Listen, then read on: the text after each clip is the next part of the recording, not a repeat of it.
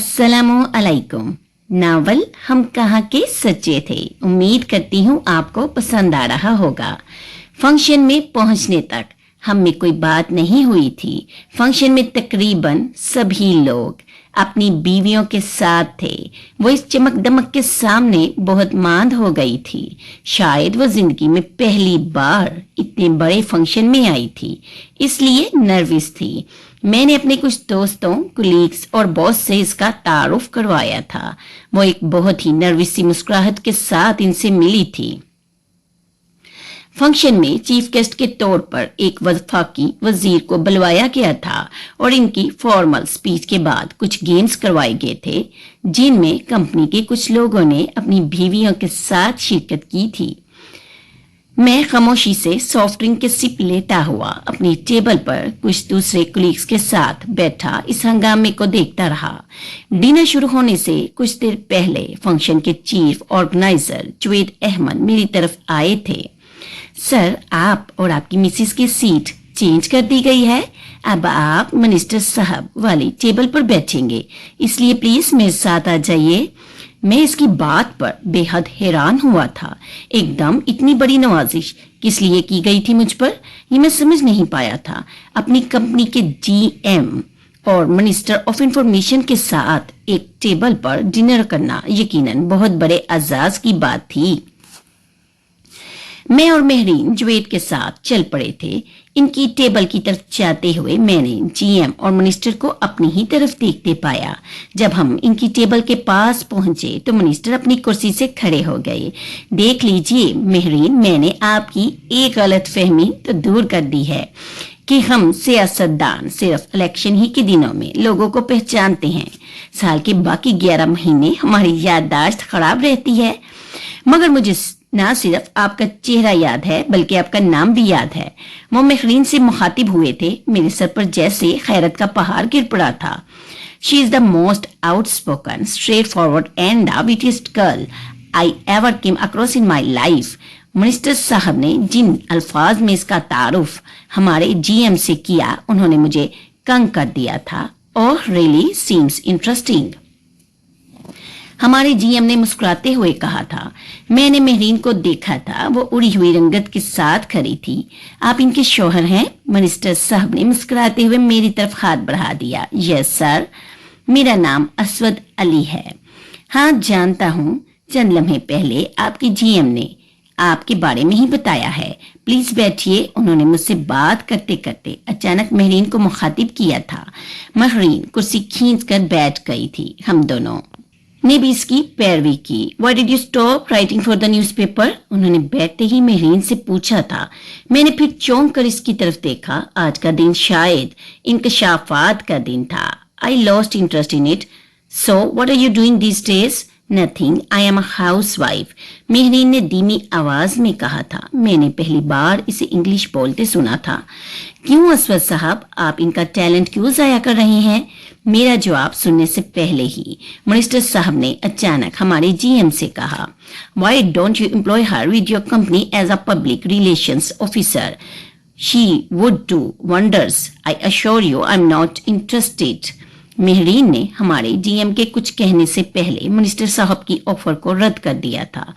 ठीक है, जैसे आप चाहे, मगर फिर भी आप जैसे लोगों को खुदागर बैठकर जाया होने के लिए नहीं बनाता। वो इनकी बात पर चुप ही रही थी।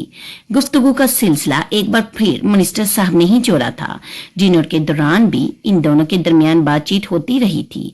अगरचा ज्यादा बातें मिनिस्टर ही करते रहे। मैं खामोशी से इस सारे मामले को समझने की कोशिश करता रहा। मुझे हैरत हुई थी जब उन्होंने कहा था कि वो महरीन के फैन हैं। वो सब महरीन की बात कर रहे थे। क्या मेरे साथ बैठी महरीन वही थी? वो इसकी जिन खूबियों को सराह रहे थे, क्या वो इसमें मौजूद थी? मेरा दिमाग इन सारे सवालों में उलझा हुआ था। डिनर के बाद फंक्शन से जाने से पहले मिनिस्टर ने मुझे अपना विजिटिंग कार्ड अपने दस्तखत के साथ ये कह कर दिया था कि इन्हें हमारा कोई भी काम करके खुशी होगी। इस रात फंक्शन से वापसी पर मैं बुरी तरह उलझा हुआ था। वो मिनिस्टर मेहरीन से एक बार कॉलेज में मिले थे। किस हैसियत में? क्या सिर्फ एक बार मिलने पर वैसी बेतकल्फी हो सकती है जैसी वो जाहिर कर रहे थे? मेहरीन के फैन क्यों थे? वो इसकी किन सफात का बार बार तस्करा कर रहे थे? मैंने घर आकर मेहरीन से कुछ नहीं पूछा था। मुझे इसकी जरूरत नहीं थी। कपड़े चेंज करने के बाद मैं बेड पर आकर लेट गया था। वो ड्रेसिंग टेबल के सामने ज्वेलरी उतारने बैठी थी, मगर ज्वेलरी उतारने के बाद भी वो वहीं बैठी रही। वो मुसलसल आईने में नजरें जमाए हुए थी। मैं कुछ देर तक इसके उठने का इंतजार करता रहा, मगर जब काफी देर तक वो इसी हालत में बेहिस्सो खिरकत वहां बैठी रही तो मैंने इसका नाम पुकारा, मगर वो मेरी तरफ मुतवज्जा ही नहीं थी। मैंने दोबारा इसका नाम लिया, मगर इसने तब भी मेरी तरफ नहीं देखा था। मैं उठकर बेड पर बैठ गया। बहुत अचानक इसके जिस्म में हरकत हुई थी। इसने आईने पर अपना हाथ रख दिया और फिर अपना हाथ इस तरह अक्स पर फेरना शुरू कर दिया जैसे वो इसे महसूस करना चाह रही हो। फिर इसने अपना दूसरा हाथ भी आईने पर रख दिया। वो कुछ बड़बड़ा रही थी।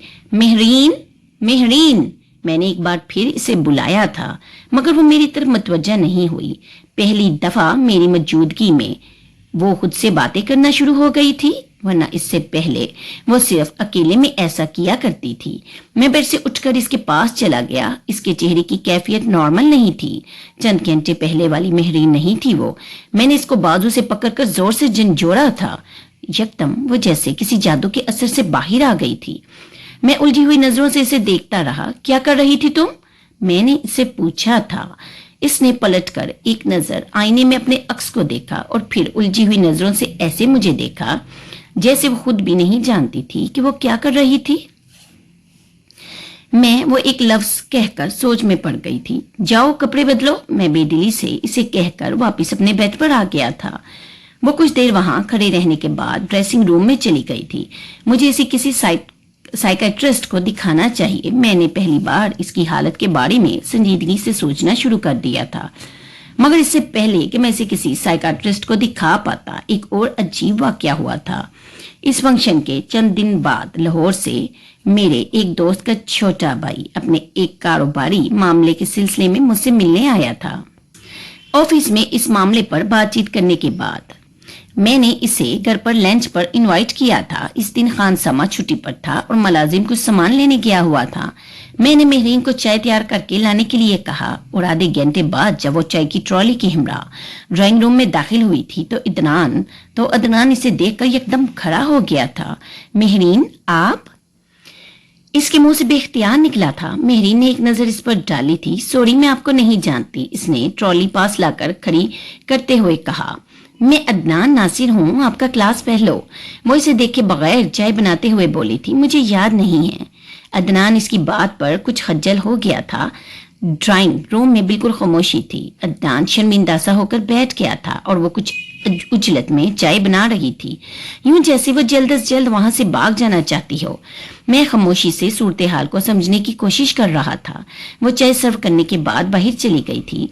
आप मेहरीन के क्लास फेलो हैं? मैंने अदनान से पूछा था।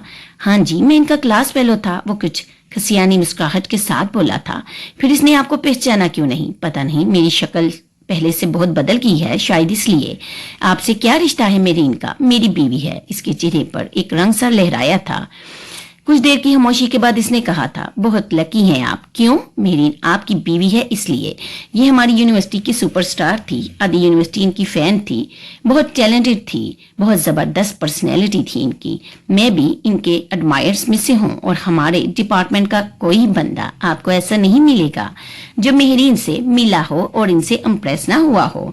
मैं हैरत से इसके चेहरे को देखता रहा। वो क्या कह रहा था? मगर मेहरीन ने तो कभी किसी एक्टिविटी में हिस्सा नहीं लिया। वो तो बहुत शाय और रिजर्व्ड होती थी यूनिवर्सिटी में। मैं इस पर हैरान हुआ था।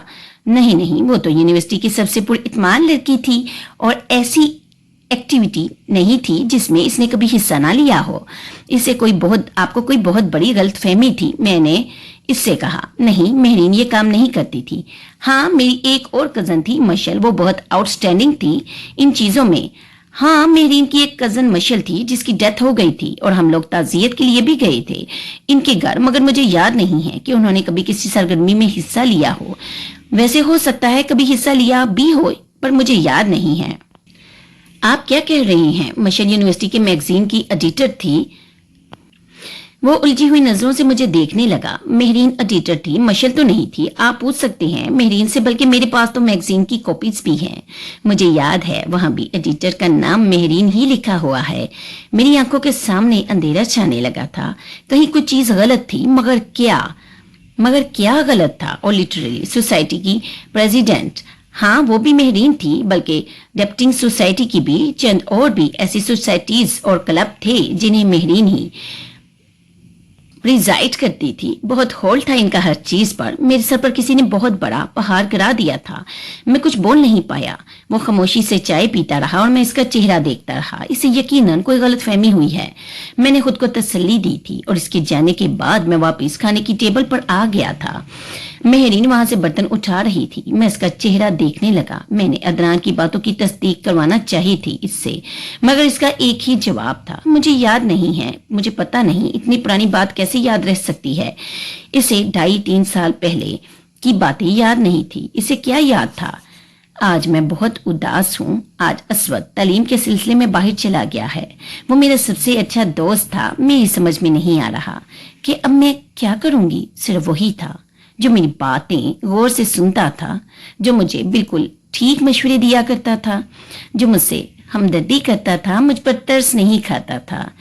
और तो कोई ऐसा नहीं है जो मुझे इसकी तरह समझता हो। पता नहीं मुझे क्यों लगता है वो मेरे बारे में बिना बताए सब कुछ जानता है। मैं क्या सोचती हूँ, मैं क्या चाहती हूँ, मेरे दिल में क्या है, मैं क्यों खुश हूं, मैं क्यों उदास हूं। मुझे लगता है जैसे इसे सब पता होता है, और अब से नहीं, शुरू से ही मुझे इसके बारे में यूं ही लगता था। मुझे याद है बचपन में मैं इससे बहुत डरती थी, अपनी सारी कजन्स की तरह, क्योंकि इसके जिस्म पर भी बहुत महंगे कपड़े होते थे। वो बहुत खूबसूरत था मेरे सब कजन्स की तरह, और मैं तो बहुत बुरी होती थी। अम्मी हमेशा बचे हुए कपड़ों के टुकड़े जोड़कर अपनी तरफ से बहुत डिजाइनिंग करके मेरी फ्रॉक बनाया करती थी, मगर वो फ्रॉक मेरी कजन के कपड़ों के सामने बिल्कुल भी अच्छी नहीं लगती थी। मुझे यूं लगता था जैसे फ्रॉक के हर कोने में ये लिखा हुआ है कि मैं बचा हुआ कपड़ा हूँ। अम्मी के पास इतने पैसे भी नहीं होते थे कि वो मेरे लिए कोई अच्छा जूता ही खरीद ले, वैसा जलती बुझती लाइटों वाला जूता जैसे असफत और मेरी कजनें पहनती थी। वो तो बस मेरे लिए 5 रुपए वाली चप्पल ही खरीद सकती थी, पर अम्मी के पास तो अपने लिए भी जूता खरीदने के पैसे नहीं होते थे। मैं जिद भी नहीं किया करती थी। जब भी नानी के घर जाना होता, अम्मी मेरे बालों को अच्छी तरह कपड़े धोने वाले साबुन से धोती और फिर चुटिया छोटी सी बना देती। जब हम नानी के घर आते तो अपनी कजन्स के खुले हुए खुशबूदार चमकते महकते हुए बालों को देखकर मैं सोचती कि अम्मी मेरे बालों को शैम्पू से क्यों नहीं धोती। इसीलिए तो ये इतने बुरे लगते हैं। मुझे कभी भी नानी के घर जाना अच्छा नहीं लगा था, क्योंकि वहां जो लोग रहते थे वो सब के सब बदतर थे, हमारी लिहाज से भी और शक्ल सूरत के इतबार से भी। फिर किसी को हमारी ज्यादा परवाह भी नहीं होती थी। अम्मी से तो फिर भी कोई बात कर लेता था, मगर मुझको तो सब नजरअंदाज कर देते थे। तब मुझे समझ नहीं आती थी कि ऐसा क्यों होता है। बस मैं ये सुनती रहती थी कि अम्मी नानी या ममानी के सामने मेरे बाप की शिकायतें लगाया करती रहती थी, और फिर कई बार वो रोना शुरू हो जाती। तब मुझे बहुत डर लगता था कि कहीं वो सब मिलकर मुझे ना मारे, क्योंकि मेरे अब्बू अम्मी को तंग करते थे। मेरा दिल चाहता मैं अम्मी से कहूं वो अब्बू की बात ना किया करें, वो इस तरह ना रोया करें, क्योंकि मुझे डर लगता है, मुझे शर्म आती है। सब बच्चे क्या सोचते होंगे कि मेरे अब्बू कैसे हैं, मगर मुझे ये सब कहना नहीं आता था। मैं बस सोचती थी। मैं जब भी वहां जाती अम्मी से चिपक कर बैठ जाती थी। नानी मुझे बिस्किट या मिठाई का एक टुकड़ा दे देती। जो वापसी तक मेरे हाथ में ही वो दबा रहता था। मुझे समझ में नहीं आता था कि मैं इसे कैसे खाऊं, या शायद मैं कमरे में रखी हुई चीजों को देखने में ही इतनी मगन हो जाती थी कि मेरा ध्यान कभी खाने पर जाता ही नहीं था। कभी कभी अम्मी कहती कि मैं जाकर बच्चों के साथ खेलूं, तो मैं और भी इनके साथ चिपक जाती।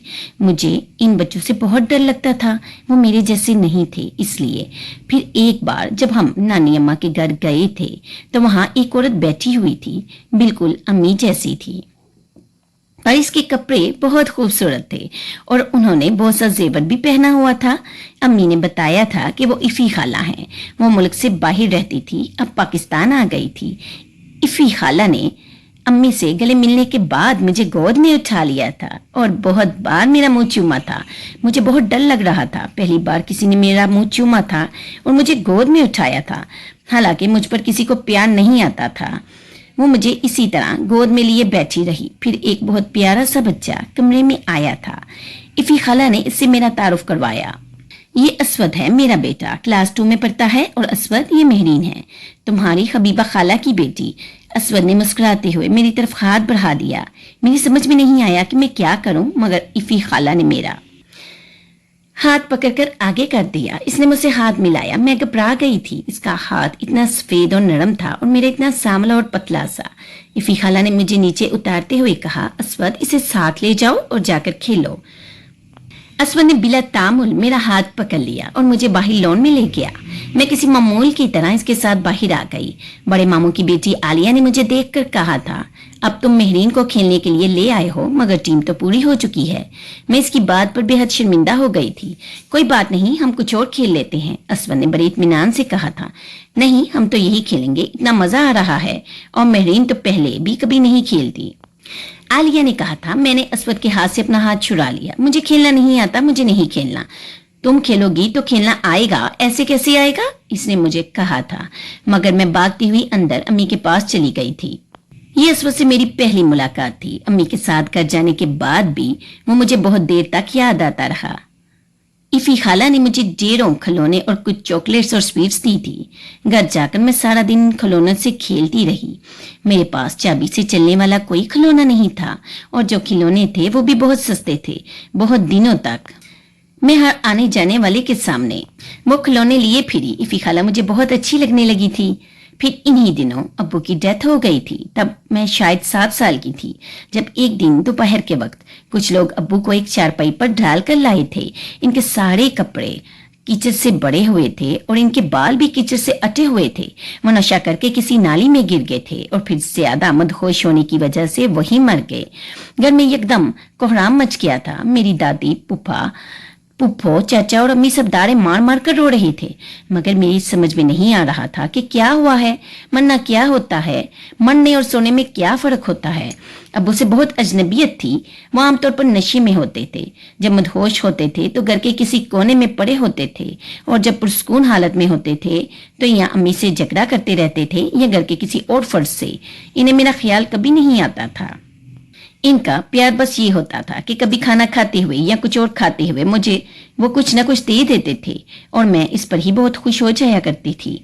पर जब वो लड़ते या नशा करके लेटे होते तो मुझे इनसे बहुत डर लगता था। इनकी मौत पर बस मुझे ये पता था कि वो नाली में गिरकर मरे, और नाली गंदी जगह होती है। फिर वो कीचड़ से लथड़े हुए थे, और कीचड़ कोई अच्छी जगह तो नहीं होती, और सब लोग भी बार बार ये कहते थे कि खुदा ऐसी मौत से बच जाए। मैं अंदर एक कमरे में जाकर बेड के नीचे छुप गई थी। मुझे डर था कि नथियाल से सब आएंगे तो वो अब्बू को देखकर क्या कहेंगे कि वो कितने गंदे हैं। मेरी कजन्स मेरा मजाक उड़ाएंगी। मैं इनका सामना नहीं करना चाहती थी। फिर पता नहीं कितनी देर तक मैं बेड के नीचे छुपी रही। मैं वहीं सो गई थी। जब मैं जागी और बाहर निकली तो शाम हो रही थी। अब्बू को दफनाया जा चुका था। मैं बाहर आई तो वहां ज्यादा लोग नहीं थे और अब्बू भी नहीं थे। मैंने नथियाल वाले अम्मी के पास बैठे हुए थे। मैं खुश थी कि अब्बू वहां नहीं है, और उन्होंने अब्बू को इस हालत में भी नहीं देखा होगा। मगर पता नहीं इन्हें फिर भी इनके नाली में गिरने का कैसे पता चल गया था। 1 माह बाद अम्मी मुझे लेकर ननियाल आ गई थी, हमेशा के लिए। मैं पहले से भी ज्यादा डरने लगी थी इन सब से। कई दिनों तक सब अब्बू का जिक्र करते रहे, इन झगड़ों का, इनकी बुरी आदत का, इनकी मौत का और नाली का। नानी अम्मी मेरी अम्मी से कहा करती थी, शुक्र करो अल्लाह ने जान छुड़ा दी। ऐसे शोहर का ना होने से बेहतर है। तुम्हें फिक्र करने की कोई जरूरत नहीं है। मेरा दिल चाहता था मैं भी नजर उठाकर किसी को ना देखूं। मुझे सबसे बहुत शर्म महसूस होती थी। नथियाल आने के बाद अम्मी ने मेरा स्कूल बदल दिया था। अब मैं भी अपनी कजन्स के साथ बड़े स्कूल में जाया करती थी। मेरा पहला 4 कमरे का स्कूल के एक ब्लॉक के बराबर भी नहीं था। सब कुछ बहुत डरावना लगता था मुझे। यहाँ कोई भी मेरा दोस्त नहीं था। फिर कुछ माह बाद एक दिन अम्मी मुझे इफ़ी खाला के घर ले गई थी। असवद का घर तो नानों के घर से भी बड़ा था। इफ़ी खाला ने मुझे देखकर फिर उठा लिया था और वो मुझे अंदर ले गई थी। फिर उन्होंने असवद को आवाज दी थी। मैं ड्राइंग रूम में आकर और भी हैरान हुई थी। वहां ऐसी ऐसी चीजें थी जो मैंने कभी नहीं देखी थी। इफ़ी खाला ने मुझे सोफे पर बिठाया, तभी असवद अंदर आया था। देखो असवद, मेहरीन आई है, तुम इसे अपने कमरे में ले जाओ, खेलो इसके साथ और फ्रिज से चॉकलेट निकाल कर दो इसे। उन्होंने असवद से कहा था। मैं जाना नहीं चाहती थी, मगर असवद मुझे जबरदस्ती ले गया था। इसका कमरा देखकर मैं दंग रह गई थी। वहां इतने ढेरों खिलौने थे कि वो कमरा एक टॉय शॉप लगता था। इसके कमरे में टीवी और वीसीआर भी था। वो इस वक्त एक वीडियो गेम खेल रहा था और वो मुझे भी टीवी के पास ले गया। मैं टीवी स्क्रीन पर भागते दौड़ते टर्टल्स को देखकर बहुत हैरान हुई थी। तुम्हें गेम खेलनी आती है? इसने कंट्रोलर हाथ में लेते हुए पूछा था। नहीं, मैंने झिझकते हुए कहा था। वो कुछ देर खामोशी से गेम खेलता रहा। मैं कंट्रोलर पर हरकत करती इसकी उंगलियों को देखती रही। फिर अचानक इसने कंट्रोलर मेरे हाथ में थमा दिया। तुम खेलो जरा, ये इतना भी मुश्किल नहीं है। मैं घबरा गई थी। नहीं, मुझे खेलना नहीं आता। मैं खौफजदा थी कि किसी बटन को प्रेस करने से कहीं गेम खराब ना हो जाए। बहुत आसान है ये, ऐसे खेलते हैं। इसने कंट्रोल पर हाथ चलाकर मुझे दिखाया था। लो अब तुम भी करो। मैंने झिझकते हुए बटन दबाया था। इसने मेरा हाथ पकड़कर गेम खेलना शुरू कर दिया था, बिल्कुल वैसे जैसे कोई बच्चे का हाथ पकड़कर इसे लिखना सिखाता है। कुछ देर तक मैं डरी रही, मगर वो बड़ी महारत से मेरा हाथ पकड़कर बटनों को आगे पीछे करता रहा। स्क्रीन पर नंबर बढ़ रहे थे। मैं मुस्कुराने लगी थी। शायद बहुत अरसे के बाद मैं तब मुस्कुराई थी। वो गेम खेलते हुए चीखे मारता, स्कोर करने पर मुंह से आवाजें निकालता, नारे लगाता, चांस लूज करने पर खुद को डांटता मुझे गेम सिखा रहा था। एक गेम खेलने के बाद इसने मुझे कंट्रोलर दे दिया था। अब तुम खुद खेलो, इसने मुझे कहा था। मैंने इनकार किए बगैर कंट्रोलर थाम लिया। इसने गेम स्टार्ट कर दी थी। फिर मुझे हदायत देने लगा था। मैं इसकी हदायत के मुताबिक लरजते हाथों से बटन दबाती रही। वो मेरे और अपने लिए एक ट्रे में कुछ खाने पीने की चीजें लेकर आया। पहली दफा मुझे किसी के घर कुछ खाते हुए झिझक महसूस नहीं हो रही थी। मैं इससे बातें करती रही, बेकार बेमायनी बातें, मगर वो इसी तरह सुनता रहा जैसे वो बहुत काम की गुफ्तगू थी। फिर वो मुझे अपने खिलौने दिखाता रहा। इस रात वहां से वापसी पर मैं बहुत खुश थी। मैंने अम्मी से कहा था, अम्मी फिर कब जाएंगे? और फिर मैं इनके घर जाने का इंतजार करती रहती थी। हम दोनों खेलते थे, बातें करते थे। वो मेरे कहे बगैर कोई भी खिलौना उठाकर मुझे दे देता या कहता, अच्छा तुम ये खेलने के लिए ले जाओ, जब मैं आऊंगा तो वापस ले जाऊंगा। मगर वो जब भी आता तो कभी भी अपना खिलौना वापस लेकर नहीं जाता था, बल्कि कहता था कि मैंने और ले लिया है, अब वो तुम ले लो। रफ्ता रफ्ता मेरी अलमारी खिलौनों से भर गई थी। वो जब भी नथियाल आता तो सबसे ज्यादा मेरे साथ ही खेलता, और अगर कभी कोई मुझे अपने साथ खिलाने से इनकार करता तो वो खुद भी खेलने से इनकार कर देता। मैं इसे अपनी कॉपियों पर टीचर्स के दिए हुए स्टार्स दिखाती तो वो खुद भी अपनी जेब में रखे हुए पेन से इन पर स्टार बनाता। यहाँ टीचर्स के रिमार्क्स के नीचे वही रिमार्क्स लिख देता। मैं हमेशा अपनी चीजें इसे दिखाने के लिए इसका इंतजार किया करती। अपने बैग में कुछ ना कुछ स्वीट्स जमा करती रहती कि जब वो आएगा तो मिलकर खाएंगे। फिर हम दोनों मिलकर वो स्वीट्स और दूसरी चीजें खाते। मुझे बहुत फख्र का एहसास होता था कि मैंने भी इसे कुछ खिलाया है। वक्त गुजरने के साथ साथ हम दोनों की दोस्ती बहुत मजबूत होती गई थी। वो बहुत साफ को बहुत सच्चा था। इसे झूठ और मुनाफकत से नफरत थी। मुझे बाकी चीजों के साथ ये बात भी पसंद थी। मैं अपने जज्बात और एहसासात के बारे में इससे कभी बात नहीं करती थी। मैं कभी इसे अपने कॉम्प्लेक्सेस के बारे में नहीं बताया करती थी, क्योंकि मैं शर्मिंदा होना नहीं चाहती थी। मुझे लगता था वो मुझे बहुत बहादुर, बहुत मजबूत देखना चाहता है। मैं यही जाहिर करना चाहती थी कि मैं ऐसी ही हूँ। अब हमारी मुलाकातें पहले की तरह ज्यादा तो नहीं होती थी, मगर फिर भी हफ्ते में हम एक बार तो मिल ही लेते थे। कभी वो यहाँ आ जाता था, कभी मैं इनके घर चली जाया करती थी, और कभी वो फोन कर लिया करता था। अब हम खिलौनों से नहीं खेलते थे, अब हम दूसरी चीजों के बारे में बातें करते थे। वो अपने प्लान बताया करता था, मुझे इस साल ये करना है, इस साल ये और इस साल ये। इसके पास अपने अगले 20 सालों की प्लानिंग मौजूद थी। वो इतना ज़हीन था कि मुझे इस पर रश्क आता था। हर बात का इसे पता होता था, हर मसले का हल इसके पास मौजूद होता था। मेरा दिल चाहता था मैं हर वक्त इसकी बातें सुनती रहूं। इसने कभी मुझे मेरी कमाईगी का एहसास नहीं दिलाया था, कभी ये नहीं जताया था کہ میری شکل و صورت کتنی عام سی ہے یا یہ کہ مجھ میں کوئی بھی خاص بات نہیں ہے۔ وہ معمولی بات پر بھی میری تعریف کرتا تھا، ایسے کام کی بھی جس پر شاید کوئی بات کرنا بھی گوارا نہ کرتا ہو۔ میرا دل چاہتا تھا کہ میں اسے بتاؤں میں اسکول میں کن کن چیزوں میں حصہ لیتی رہتی ہوں، کون کون سے کام کرتی رہتی ہوں، مگر اسے کبھی بھی یہ بتانے کی ہمت نہیں کر پائی میں۔ وہ غیر نصابی سرگرمیوں میں زیادہ دلچسپی نہیں لیتا تھا اور مجھے لگتا تھا کہ شاید ان چیزوں میں میری اچیومنٹس کو وہ زیادہ اہمیت نہیں دے گا، سو میں نے کبھی بھی اسے کچھ نہیں بتایا کہ میں شاعری کرتی ہوں یا تقریریں کرتی ہوں یا کمپیئرنگ کرتی ہوں۔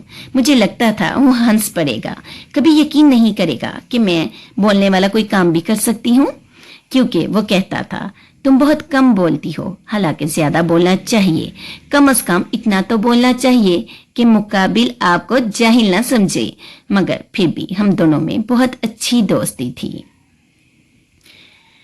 میرے علاوہ خاندان میں کسی کے ساتھ اس کی اتنی نہیں بنتی تھی۔ وہ جگرالو تو نہیں تھا، مگر وہ بڑا ہو کر کافی ریزرو ہو گیا تھا۔ مگر مجھے بہت اچھا لگتا تھا کہ کوئی تو ہے جو خاندان میں صرف اور صرف مجھے اہمیت دیتا ہے، کسی اور کو نہیں، حتیٰ کہ مشل کو بھی نہیں۔ وہ ہر سال میری برتھ ڈے پر مجھے کارڈ اور گفٹ ضرور بھیجتا تھا۔ یہ واحد کارڈ اور گفٹ ہوتا تھا جو مجھے ملتا تھا۔ میں نے کبھی بھی ان تحفوں میں ملے ہوئے پرفیومز یا دوسری چیزوں کو استعمال نہیں کیا۔ مجھے ڈر لگتا تھا کہ کہیں وہ ختم نہ ہو جائیں اور میں انہیں ہمیشہ اپنے پاس رکھنا چاہتی تھی، اور اب وہ باہر چلا گیا تھا۔ ابھی تھوڑی دیر پہلے وہ سب سے ملنے آیا تھا، مجھ سے بھی ملا تھا۔ میرا دل چاہا تھا میں رونے لگوں۔ پتہ نہیں اب میں اسے کب دیکھوں گی، پتہ نہیں اب یہ دوستی رہے گی بھی یا نہیں۔ اس نے مجھے کہا تھا کہ میں اسے خط لکھا کروں، اور وہ بھی مجھے خط لکھے گا، لیکن خط لکھنے سے کیا ہوگا؟ میں اسے دیکھ تو نہیں سکوں گی نا، اور نہ ہی اسے بات کر سکوں گی۔ مجھے اپنا اب بہت تنہا لگ رہا تھا، مجھے بہت رونا آ رہا تھا۔